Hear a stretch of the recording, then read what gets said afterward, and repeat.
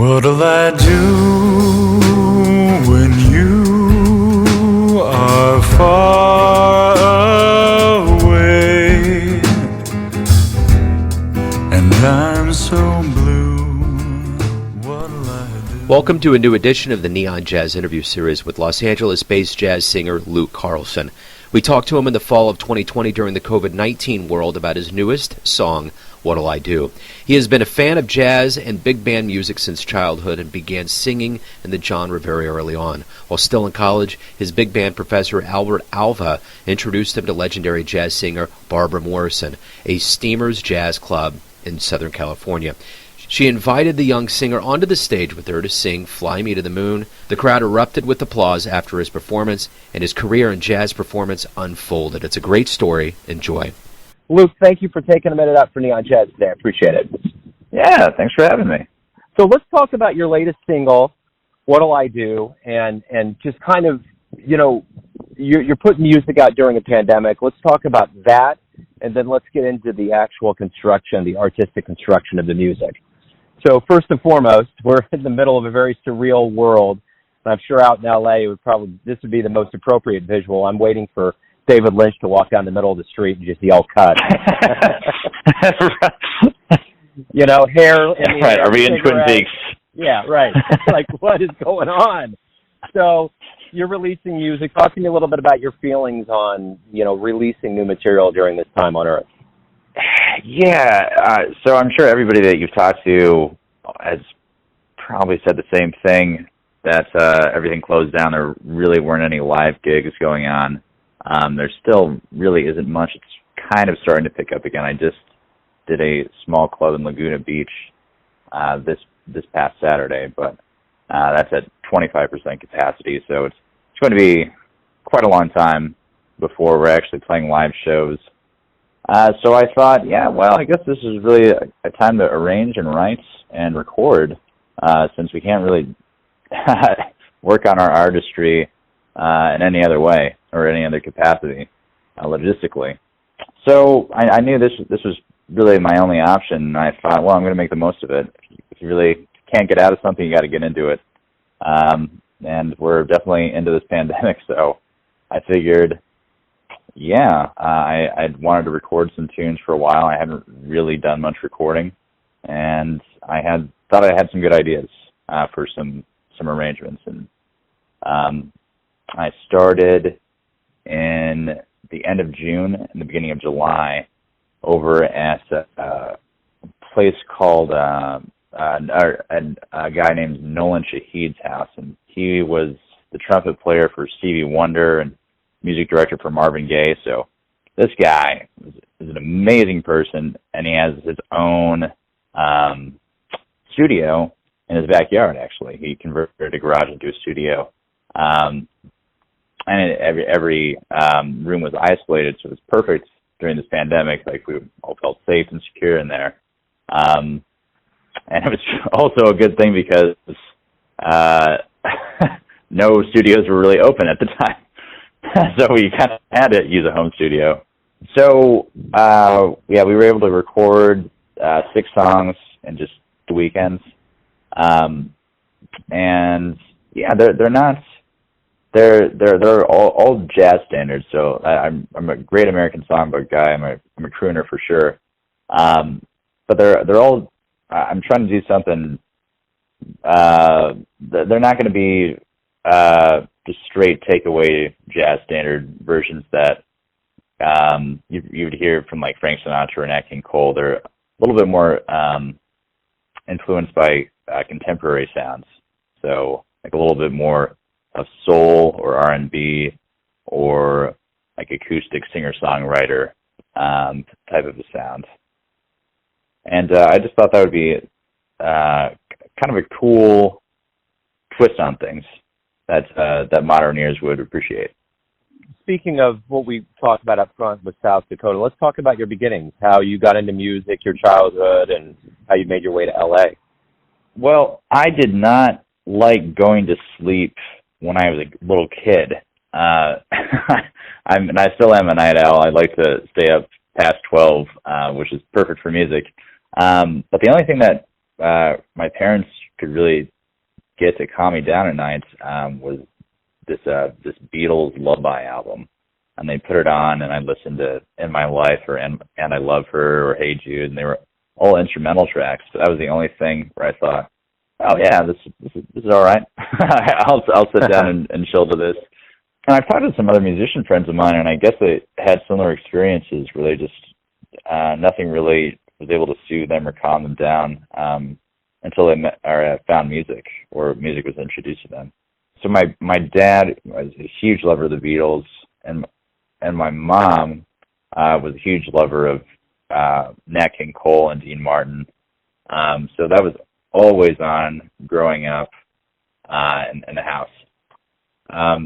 My dad actually was such a lover of jazz that he started a jazz fest in South Dakota, in Sioux Falls, my hometown. He lived in California for a time. He liked to go to the Playboy Jazz Festival at the Hollywood Bowl. But he moved back to South Dakota at the end of the 80s, and he read in a magazine that Sioux Falls is one of the best places to live in the country, but its culture was worse than its weather. Which is, if you know anything about South Dakota, it is frigid in the winter, and where you get a high of maybe 2 and lows regularly in the negative teens. So he thought that's just atrocious. We have to do something about that. So he started a jazz fest in his backyard, and it wasn't too big the first year, but the next year, Herbie Hancock actually headlined it, and then it just kept growing and growing and growing, and now, not this year, but because it was canceled, but it would regularly attract over 100,000 people each year, so it's just grown into this behemoth, and he just kind of got it going, and then he took a step back.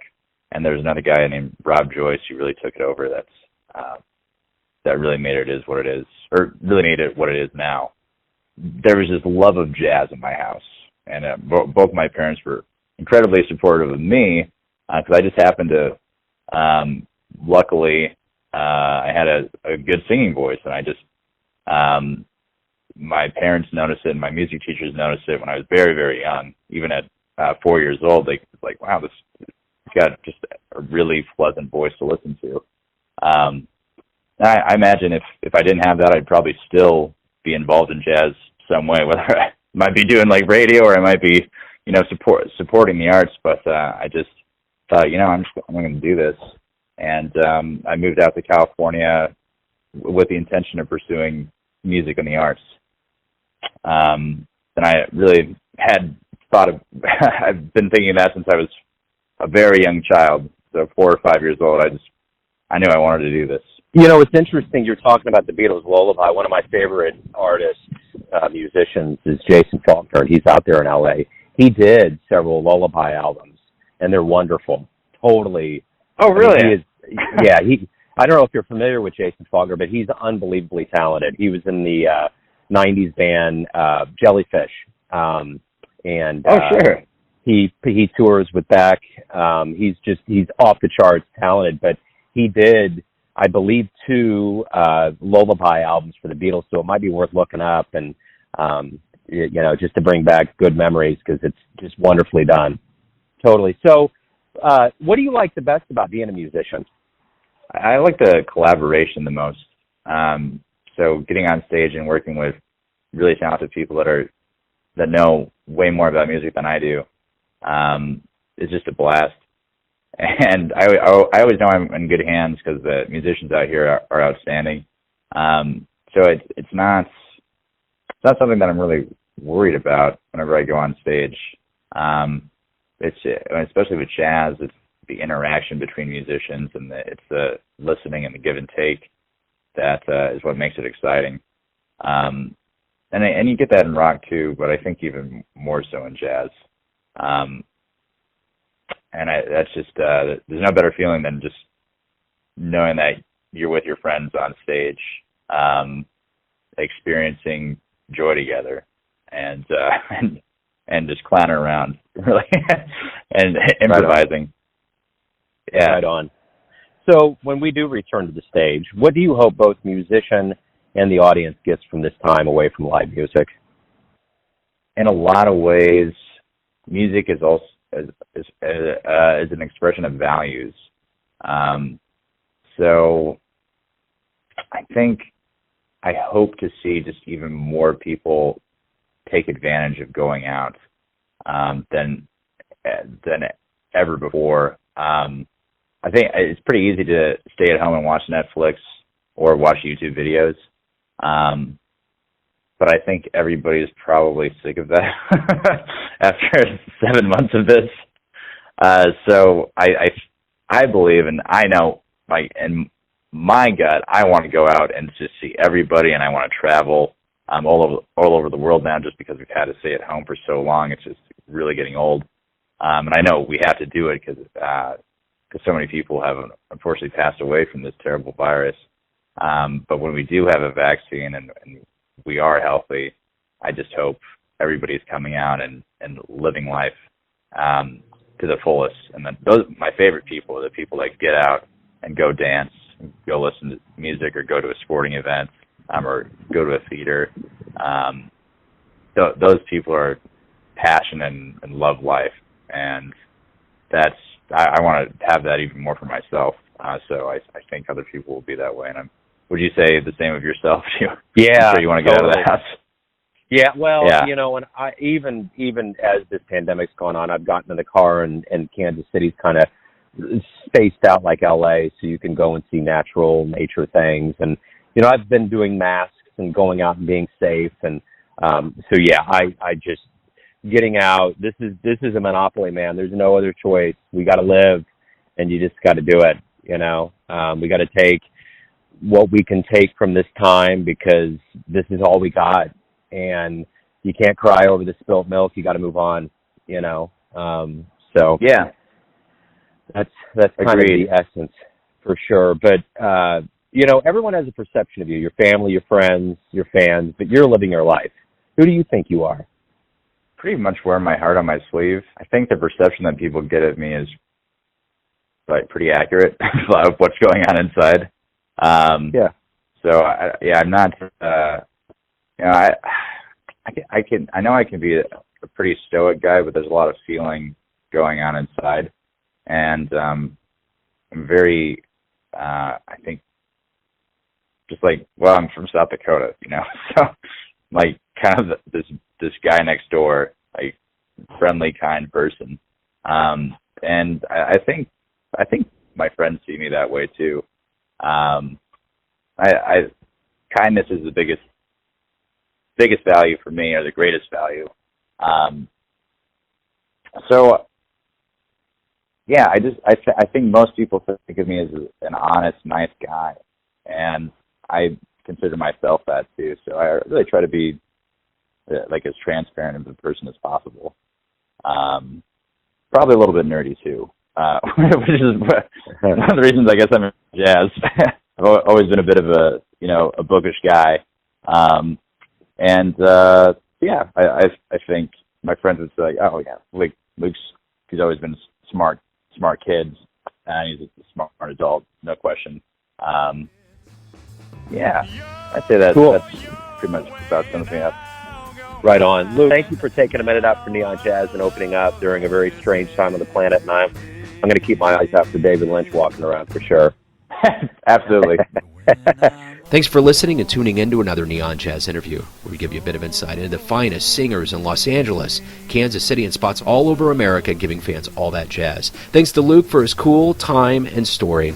If you want to hear more interviews, go to Famous Interviews with Joe Domino on the iTunes Store. Visit Neon Jazz at youtube.com, and for everything Neon Jazz all the time, go to the neonjazz.blogspot.com. Until next time, enjoy the jazz, my friends. What'll I